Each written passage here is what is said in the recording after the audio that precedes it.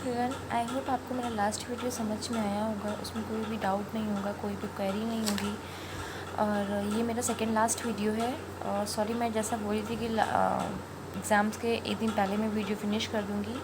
थोड़ा यहाँ पे मौसम की वजह से नेटवर्क इशू कुछ ज़्यादा ही हो रखा है, तो वीडियो अपलोड ही नहीं हो रहा है, इस वजह से वीडियोज़ नहीं आ पा रहे हैं। तो बिना टाइम को वेस्ट किए हम बताते हैं आज के टॉपिक क्या है हमारा, डेवलपमेंट बायोलॉजी एंड एथोलॉजी। तो इस पर बिना टाइम वेस्ट किए हम क्वेश्चन आंसर्स को डिस्कस करते हैं और वीडियो को शुरू करते हैं। तो जो हमारा पहला क्वेश्चन है वो है कुछ इस तरह, what are the stages of embryonic development in animals. Animals में एम्ब्रियोनिक डेवलपमेंट के स्टेजेस कौन कौन से होते हैं और क्या होते हैं। The stages include fertilisation, cleavage, gastrulation, organogenesis या फिर एंड मैचुरेशन। ठीक है, ये सारे प्रोसेस स्टेजेस होते हैं एम्ब्रियोनिक डेवलपमेंट के। नेक्स्ट क्वेश्चन है, how do stem cells differentiate into various cell types.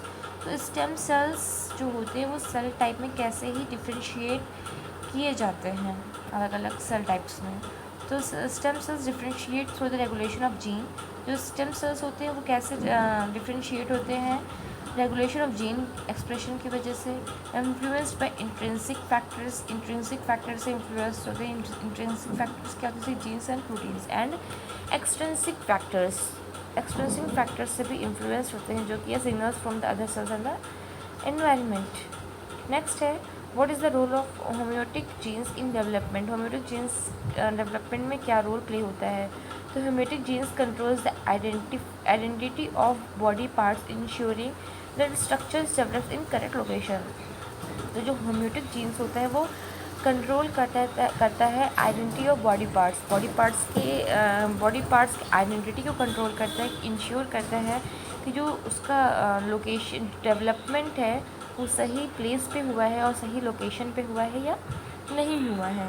तो नेक्स्ट क्वेश्चन है question number 4, how do morphogens influence pattern formation.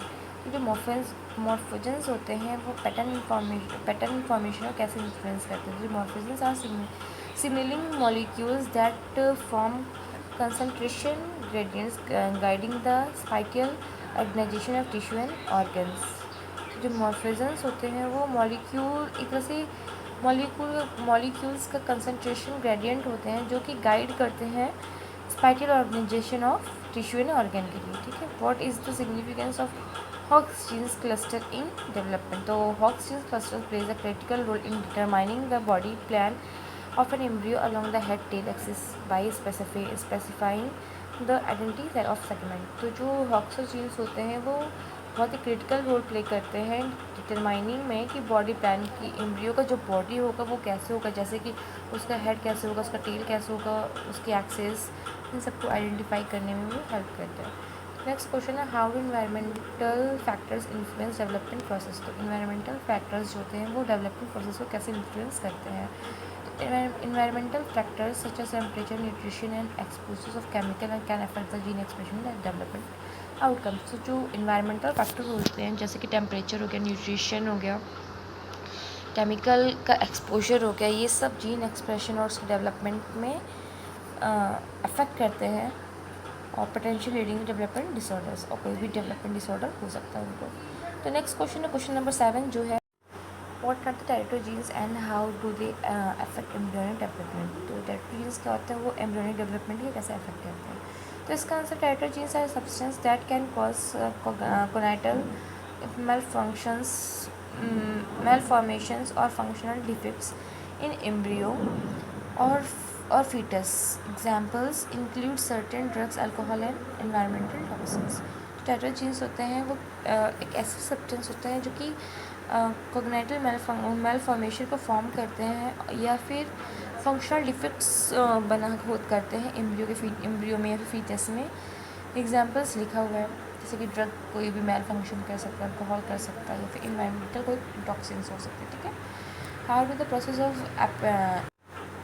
Apoptosis contribute to development. तो एपोप्टोसिस जो होते हैं वो उस प्रोसेस कैसे डेवलपमेंट में ये कंट्रीब्यूट करता है ये प्रोसेस। तो जो एपोप्टोसिस होते हैं और प्रोग्राम सेल डेथ ये एपोप्टोसिस या फिर सेल प्रोग्राम डेथ जो होती है, सेल डेथ होती है, help save tissue and organs by removing the unnecessary और डैमेज सेल्स ड्यूरिंग डेवलपमेंट। तो जो ये होते हैं ये हेल्प करते हैं जो अननेसेसरी या फिर डैमेज सेल होते हैं डेवलपमेंट के दौरान जो भी हो जाते हैं, उनको ये रिमूव करके ये हेल्प करते हैं। नेक्स्ट क्वेश्चन है, what role do growth factors play in cell differentiation and proliferation? Growth factors are signaling molecules that regulate cell growth, differentiation, and proliferation, essential for proper development and tissue maintenance. तो cell growth होती है वो cell growth की जो growth के factors होते हैं वो सेल ग्रोथ को रेगुलेट करती है, डिफ्रेंशिएट करती है, उसको प्रोलिफरेशन करती है, और जो भी उसको नीड्स चाहिए होती हैं प्रॉपर डेवलपमेंट के लिए वो उसको प्रोवाइड करवाती है। यहाँ पर टिश्यू मेंटेनेंस के लिए जो उसको चीज़ चाहिए होती है उसको भी वो प्रोवाइड करवाती है। क्वेश्चन नंबर 10 है और इस टॉपिक का लास्ट डेवलपमेंट बायोलॉजी का लास्ट क्वेश्चन है जो how do genetic mutation affect development process. तो जेनेटिक म्यूटेशन जो होता है वो डेवलपमेंट प्रोसेस को कैसे अफेक्ट करता है। Genetic mutation can alter the function of jeans involve in development leading to development abnormalities or disease. Genetic mutations can alter the function of genes. तो genetic mutations जो होते हैं वो जीन्स के फंक्शन को अल्टर कर सकते हैं by involving in development involve in development.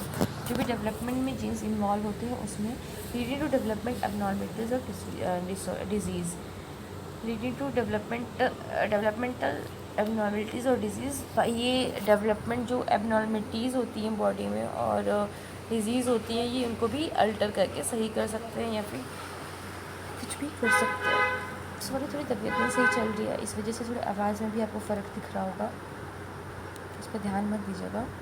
Next है हमारा जो टॉपिक है इथोलॉजी।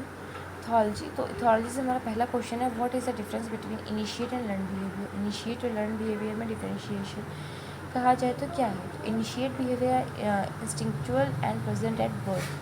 तो इनिशिएट बिहेवियर जो होता है वो बाय बर्थ ही हमारे अंदर होता है, ठीक है। और जो लर्न बिहेवियर होता है वो acquired through the experience and interaction with the environment. तो जो लर्न बिहेवियर होता है हम इन्वायरमेंट में रह के एक दूसरे को देखकर जो सीखते हैं जो भी बिहेवियर हम उसको कहते हैं लर्न बिहेवियर, ठीक है। How do social structures in animal groups influence individual behaviour. जो social structures in animal group, जो एनिमल्स ग्रुप में सोशल स्ट्रक्चर्स होते हैं वो कैसे किसी भी बिहेवियर को इन्फ्लुएंस करते हैं। तो जो social behaviour such as dominance, hierarchies और कोऑपरेटिव ब्रीडिंग सिस्टम। तो जो भी सोशल जैसे कि किसी के ऊपर किसी भी जानवर के ऊपर डोमिनेंस, जैसे कि कह सकते हैं जो शेर होता है वो बाकी जानवर के ऊपर डोमिनेंट होता है, या फिर कोऑपरेटिव ब्रीडिंग सिस्टम, या फिर जो भी जानवर कोऑपरेट करते हैं दूसरे स्पीसीज़ के जानवरों को, वो can dedicate roles, meeting opportunities and resource access the within a group.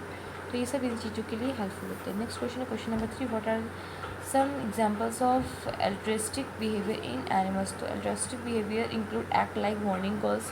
तो इस बिहेवियर में इंक्लूड जैसे कि वार्निंग कॉल, तो कोई भी कहते हैं ना ये चिड़िया होती है इसको बोल देती है तो डेथ हो जाती है एंड ऑल ऐसी, पर ये रियल चीज़ नहीं है, मैं इस पर उसको बढ़ावा नहीं दे रही, मैं बोल रही हूँ ऐसी कोई वर्ड्स होती हैं जैसे कि वो क्लाइमेट को इंडिकेट करती हैं। ऐसी ही बहुत सारी चीज़ें होती है जो वार्निंग कॉल भी देती है, ठीक है। जैसे कि बोलते हैं ना जानवर के पास बहुत ही अच्छा सेंस होता है, चीज़ों जो हैपनिंग होने वाली हैं उन चीज़ों को वो डिटेक्ट बहुत जल्दी कर लेते हैं। वो ग्रूमिंग एंड फूड शेयरिंग का हो सकता है, where an individual sacrifice its own benefit to the welfare of the others. ऐसे भी कोई स्पेसिस जो अपने को नुकसान, मतलब अपने का बेनिफिट बिना देख के दूसरे का बेनिफिट करे, उस चीज़ को कहते हैं, ठीक है। Often explain by the kin selection of the reciprocal altruism। Next question है question number 4, how do animals use echolocation for navigation and hunting. तो animals like birds and dolphins emits the sound waves and listen to echoes that bounce back from the objects, determining the location, size and the shape, aiding in navigation and hunting. तो जैसे कि जो animals, जो bat और dolphins होती हैं वो sound wave को इमिट करते हैं, प्रोड्यूस करते हैं, और उसकी जो इकोज़ जो बैक आती है उसके उसी तरह से वापस आ रही है या फिर उसमें कोई चेंज है, कोई अल्टर है।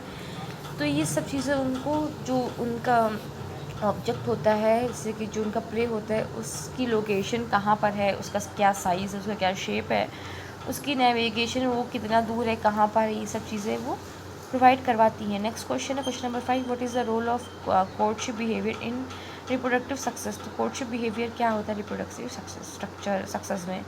तो courtship behaviour facilitates the mate selection. तो जो कोर्टशिप बिहेवियर होता है वो मेड सिलेक्शन के लिए होता है, ensuring that the individuals choose the compatible and healthy partner. ये इंश्योर करता है कि वो अपने कंपैटिबल के पर्सन, वो एनिमल को चूज़ करे और हेल्दी एनिमल को चूज़ करे फॉर मेटिंग और एन हेल्दी पार्टनर, ठीक है, which increase the chance of successful reproduction. तो ये जो होता है इन सब चीज़ों की वजह से जो हेल्दी या फिर सक्सेसफुल रिप्रोडक्शन के चांसेस बढ़ जाते हैं, सक्सेस होती है, इंक्रीजेज हो जाती है इनकी चांसेस, ठीक है। नेक्स्ट क्वेश्चन है क्वेश्चन नंबर 6 जो है how do predation pressures influence animal behaviour in evolution. The predation process can lead to the development of various defensive behavior and adaptation such as camouflage, flight response, and social vigilance, driving evolutionary changes over time. ठीक है। Next question है question number 7, what is the significance of imprinting in animal behaviour. तो imprinting का क्या significance है animal behaviour में। Imprinting is form of learning occurring at a specific life stage. तो imprinting होता है वो लर्निंग ऑकरिंग होता है और वो एक स्पेसिफिक लाइफ स्टेज में आता है, leading to strong and lasting behaviour responses to the particular stimuli, crucial for survival and the social bond. जो कि जीने के लिए बहुत ज़रूरी होता है, सोशल बॉन्ड के लिए ज़रूरी होता है और वो इन सब चीज़ों में हेल्प करता है। नेक्स्ट क्वेश्चन है how do animal communicate with each other. Animal कैसे एक दूसरे से बात करते हैं। Animal communicate through various method including vocalisation, body language, chemical signals and visual signals. तो जो एनिमल्स होते हैं वो बहुत तरीके से कम्युनिकेट कर सकते हैं, जैसे कि आवाज़ें निकाल कर, उनके अपने बॉडी लैंग्वेज से, या फिर केमिकल सिग्नल्स या फिर विजुअल साइंसेस, ठीक है, सिग्नल्स। नेक्स्ट क्वेश्चन है क्वेश्चन नंबर 8 जो कि है और कोई भी डाउट नहीं होगा, कोई क्वेरी नहीं होगा, अगर होगा तो कमेंट में ज़रूर बताइएगा, हम नेक्स्ट वीडियो में उसको रिजॉल्व करेंगे। थैंक्स फॉर वॉचिंग, मिलते हैं नेक्स्ट वीडियो में। एंड नेक्स्ट वीडियो हमारा न्यूट्रोकोर्स प्रोटोकोर्स और वर्टिब्रेट्स पे आएगा, इनके इंपॉर्टेंट क्वेश्चन पे आएगा, कौन कौन से क्वेश्चन इसमें पुटअप हो सकते हैं। तो ये वीडियो लंबी होने वाली है, तो आराम से देखिएगा और आई होप आप लोग की तैयारी बहुत अच्छी चल रही होगी और जीएस और करंट की भी आप तैयारी कर रहे होंगे, क्योंकि उसके भी क्वेश्चंस आएंगे 50 और वो भी 100 मार्क्स कैरी करेगा। तो ऑल द बेस्ट, आप लोग का कल एग्ज़ाम है और अच्छे से एग्ज़ाम दीजिएगा। मिलते हैं नेक्स्ट वीडियो में।